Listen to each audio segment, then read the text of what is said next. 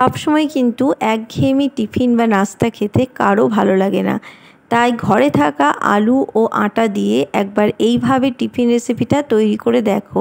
বাচ্চা থেকে বড় সবার খুব পছন্দ হবে। ঘরে থাকা উপকরণ দিয়ে একদম ভিন্ন ধরনের একটা টিফিন রেসিপি তোমাদের সাথে আজকে আমি শেয়ার করছি। তো চলো দেরি না করে ঝটপট করে দেখে নিই আজকের এই টিফিন রেসিপিটা। আশা করব তোমাদের খুব ভালো লাগবে। আমি টিফিন রেসিপিটা বানানোর জন্য প্রথমে একটা ডো তৈরি করে নেব। তার জন্য আমি এখানে দেখো নিয়ে নিচ্ছি 1 বাটি মতন ময়দা। তোমরা চাইলে এখানে কিন্তু আটা দিয়েও বানাতে পারো। আর আমি নিয়ে নিলাম অল্প একটু লবণ, স্বাদ মতন লবণ নিয়ে নিলাম। এরপর ভালো করে লবণটা মিশিয়ে নিয়ে হালকা গরম জল দিয়ে আমি একটা ডো তৈরি করে নেব। এখানে হালকা কুসুম গরম জল ব্যবহার করেছি। এভাবে হালকা গরম জল দিয়ে যদি ডোটা তৈরি করো তাহলে কিন্তু এই টিফিনগুলো অনেকক্ষণ পর্যন্ত নরম থাকবে, পরে কিন্তু শক্ত হয়ে যাবে না। তাই জন্য একটু হালকা কুসুম গরম জল দিয়ে ডোটাকে তৈরি করে নেবে, তাহলে খুব সফটভাবে কিন্তু ডোটা তৈরি করতে পারবে আর টিফিনগুলোও অনেকক্ষণ নরম থাকবে। তো দেখো আমি একটা ডো তৈরি করে নিচ্ছি। আমার যে সকল বন্ধুরা আমার ভিডিও দেখো তাদেরকে আমি অসংখ্য ধন্যবাদ জানাই। আর যারা নতুন বন্ধু আমার ভিডিও দেখছো তাদের কাছে অনুরোধ রইল চ্যানেলটাকে সাবস্ক্রাইব করে দিয়ে আমার পাশে থাকার। দেখো আমি কিন্তু এখানে ডোটাকে পুরো তৈরি করে নিয়েছি, দেখে বুঝতে পারছো। এইভাবে কিন্তু ডোটাকে পুরো তৈরি করে নিতে হবে। এরপর আমি এটাকে ঢাকা দিয়ে রেখে দিচ্ছি। ততক্ষণে আমি একটা পুর তৈরি করে নেবো। তার জন্য গ্যাসে আমি কড়াই চাপিয়ে দিয়েছি আর তার মধ্যে দিয়ে দিয়েছি তেল। তেলটা গরম হয়ে গেলে এখানে দিয়ে দিচ্ছি অল্প একটু পাঁচফোড়ন। পাঁচফোড়নটা একটু ভাজা হয়ে গেলে দিয়ে দিচ্ছি এখানে পেঁয়াজ কুচি। এখানে একটা বড় সাইজের পেঁয়াজকে আমি কুচি করে নিয়েছি, সেটাকে আমি দিয়ে দিলাম। দিয়ে একটু নাড়াচাড়া করে কিন্তু এটাকে ভেজে নেব। খুব বেশি লাল করার প্রয়োজন নেই, একটু নাড়াচাড়া করে হালকা ভেজে নিলেই হবে। তো দেখো পেঁয়াজটাকে কিন্তু আমি হালকা ভেজে নিয়েছি। এরপর এখানে দিয়ে দিলাম কাঁচা লঙ্কা কুচি। অবশ্যই ঝালটা কমিয়ে বাড়িয়ে নিতে পারো। তো আমি এখানে 2টো কাঁচা লঙ্কা ব্যবহার করেছি। আর এখানে দিয়ে দিলাম দেখো হলুদ গুঁড়ো, আর দিয়ে দিচ্ছি অল্প একটু ধনের গুঁড়ো, অল্প একটু জিরের গুঁড়ো, আর দিয়ে দিচ্ছি 1 চামচ মতন ম্যাগি মশলা। তোমরা এই ম্যাগি মশলার জায়গায় কিন্তু সবজি মশলাও দিতে পারো, না হলে কিন্তু একটু গরম মশলা ব্যবহার করতে পারো। এরপর সমস্ত মশলাটাকে আমি একটু ভাজা ভাজা করে নেব যাতে কাঁচা মশলার গন্ধ চলে যায়। তো দেখো ওটা ভাজা ভাজা হয়ে গেলে আমি এখানে দিয়ে দিচ্ছি মিডিয়াম সাইজের 4টে আলুকে আমি সেদ্ধ করে নিয়ে খোসা ছাড়িয়ে ম্যাশ করে নিয়েছি, সেই আলুটা আমি এখানে দিয়ে দিলাম। আর দিয়ে দিচ্ছি স্বাদ মতন লবণ। এরপর সমস্তটা মশলাটার মধ্যে আলুটা দিয়ে ভালোভাবে কষিয়ে নেব। গ্যাসের আঁচকে লোতে রেখে এরপর আমি এটাকে কষিয়ে নিচ্ছি। একটু সময় নিয়ে ভালোভাবে কিন্তু আলুটাকে খুন্তিতে করে করে ভালোভাবে ম্যাশ করে করে এটাকে কষিয়ে নিতে হবে। তো দেখো এটাকে ভালোভাবে কিন্তু একটু সময় নিয়ে কষিয়ে নিচ্ছি। প্রায় 3 থেকে 4 মিনিট মতন আমি এটাকে আলুর সাথে মশলাটাকে ভালোভাবে কষিয়ে নিয়েছি। দেখে বুঝতেই পারছো কালারটা কিন্তু অনেকটাই চেঞ্জ হয়ে গেছে। এটা আমার কষানো হয়ে গেছে। কত সুন্দর হয়েছে দেখে বুঝতে পারছো। আর কড়াইটা পুরো ছেড়ে দিয়েছে। আমার এই পুরটা পুরো রেডি হয়ে গেছে। দেখো এটাকে এবার নামিয়ে আমি ঠান্ডা করে নিচ্ছি। তো চলো এটা নামিয়ে ঠান্ডা করে নিচ্ছি।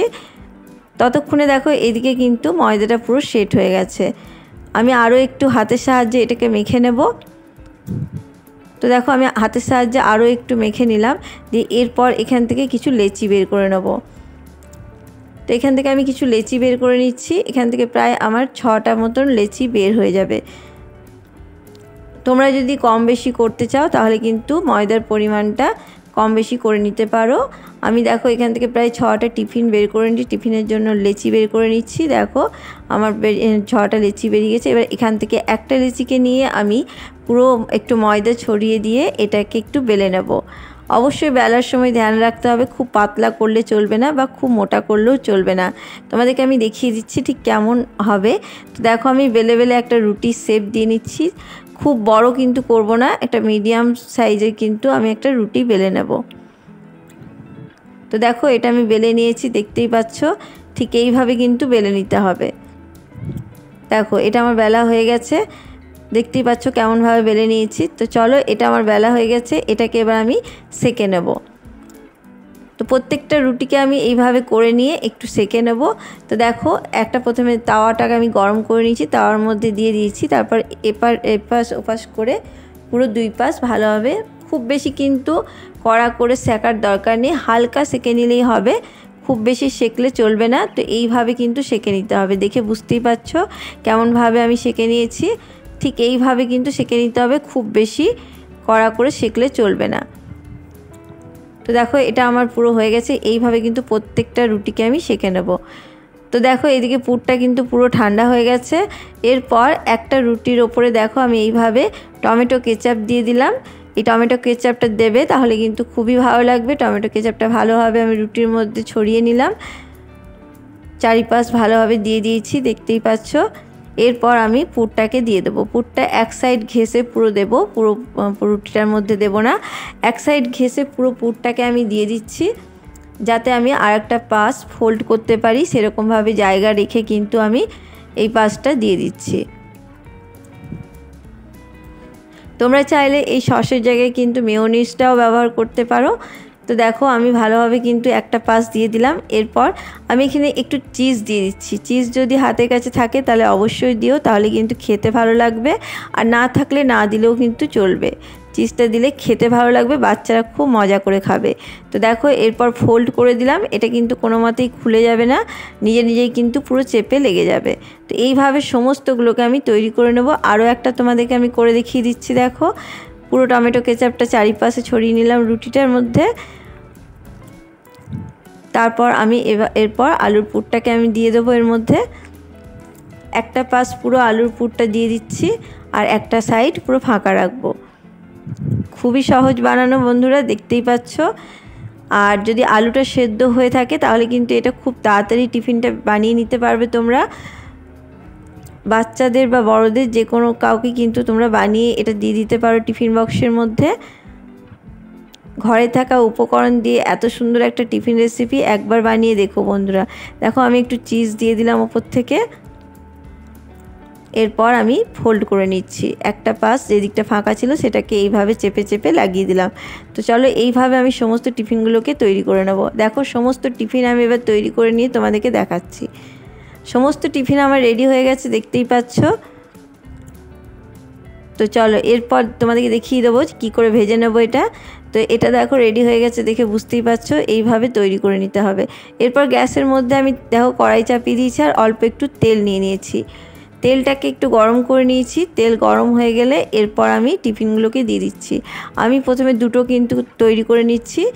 কড়াইয়ের মধ্যে যটা ধরবে, আমার দুটোই ধরছে, তাই দুটো আমি করে নিচ্ছি প্রথমে। দেখো একটা পাশ হয়ে গেছে, উল্টে পাল্টে এবার আর একটা পাশও করে নেব। গ্যাসের আঁচকে মিডিয়ামে রেখে কিন্তু এটা করে নিতে হবে। তো দেখো উল্টে পাল্টে কিন্তু আমি ভেজে নেব, তাহলেই কিন্তু হয়ে যাবে। দেখতেই পাচ্ছ এরকম কালার আসা অবধি করে নিতে হবে। তো এগুলো আমার হয়ে গেছে, দেখতেই পাচ্ছ। এইভাবে করে নেবে, খেতে কিন্তু অসাধারণ হয়।